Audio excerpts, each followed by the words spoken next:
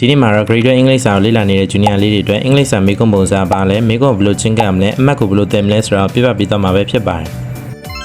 မေးခွန်းနံပါတ်1 Initial Letters ကိုဖြေနိုင်ဖို့အတွက်ပထမဦးစွာစာပိုက်ကိုထပ်ခါတလဲလဲဖတ်ပေးရမယ်စာပိုက်ထဲမှာရှိတဲ့စကားလုံးတွေကို class တွေခွဲထည့်ရမယ် boldface တင်ထားတဲ့ meanings တွေကိုအလွတ်ချက်ပေးရမယ်မေးခွန်းဟောင်းတွေနဲ့ပြင်ပမေးခွန်းတွေကိုလေ့ကျင့်ထားရပါမယ်Question number 2 multiple choice question အတွက်ကကြတော့စာပိုက်ထဲကစကားလုံးတွေအပြင် vocabulary section နဲ့မရင်းနှီးတဲ့စကားလုံးတွေကိုအလွတ်ချက်မှတ်ပေးရမယ်။နေ့စဉ်သုံးနေကြစကားလုံးတွေကိုမှတ်သားပေးရမယ်။ဖြေတဲ့အခါမှာလည်းမြန်မာလိုဓာတ်ရိုက်ဘာသာပြန်တာမျိုးလုံးဝမလုပ်ရပါဘူး။ Grade 10 Grade 11နဲ့ grammar တွေပြန်ပါတတ်တာဖြစ်လို့ grammar တွေကို record ပြန်ခေါ်လာရပါမယ်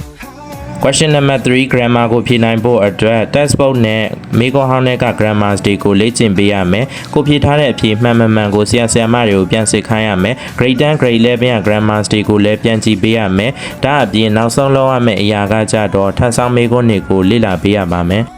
Question number 4 ကြပြကောလက်ဖြေမေးခွန်းနဲ့မေးခွန်းတိုတွေကိုဖြေနိုင်ဖို့အတွက်ကြပြကိုထပ်ခါတလဲလဲအလွတ်ချက်ပေးရမယ်မေးခွန်းဟောင်းတွေကိုလေ့လာပေးရမယ်ပုံနှိပ်ထဲကမေးခွန်းတိုတွေကိုလည်းလေ့ကျင့်ပေးရပါမယ်စာပိုက်ထဲကမေးလာတဲ့မေးခွန်းတွေကိုလည်းနှုတ်ထုတ်ထားရပါမယ်Question number 5 Scene passage ကိုဖြေနိုင်ဖို့အတွက်ပုံနှိပ်ထဲကစာပိုက်တွေကိုထပ်ခါတလဲလဲဖတ်ပေးရမယ်မေးခွန်းဟောင်းတွေနဲ့အကျွမ်းတွေဝင်ရှိရမယ် Verbs တွေရဲ့ tense တွေကိုလေ့လာပေးရမယ်စကားလုံးတွေကိုလည်းသူတို့နဲ့သက်ဆိုင်တဲ့ class တွေအဖြစ်ခွဲတတ်ရပါမယ်Question number 6 unseen passage ကိုဖြေနိုင်ဖို့အတွက်ပထမဦးစွာမေးခွန်းဟောင်းတွေကိုထပ်ခါတလဲလဲလေ့ကျင့်ပေးရမယ်စကားလုံးတစ်လုံးချင်းစီရဲ့အဓိပ္ပာယ်တွေကိုသိထားရမယ်အကယ်၍အဓိပ္ပာယ်မသိခဲ့ဘူးဆိုရင်လည်းသူတို့ရဲ့ class တူတဲ့စကားလုံးအချင်းချင်းကိုတွဲပေးရမယ် open question မေးလာတတ်တာဖြစ်လို့စာပိုက်တစ်ပိုက်လုံးကိုနားလည်နေရပါမယ်Question number 7 dialogue sentence chain ကိုဖြေနိုင်ဖို့အတွက်ပထမဦးစွာမေးခွန်းဟောင်းတွေကိုထပ်ခါတလဲလဲလေ့ကျင့်ပေးရမယ်အလဲတန်းအဆင့်က listening and speaking section ကိုပြန်လေ့လာထားရမယ်စာကြောင်းတစ်ကြောင်းချင်းစီကစကားလုံးတွေကိုနားလည်နေရမယ်အဓိကအရေးကြီးတဲ့အချက်က box ထဲမှာရှိတဲ့စကားစုတွေဒါမှမဟုတ်စာကြောင်းတွေကိုမှန်မှန်ကန်ကန်ပြန်ကူးရ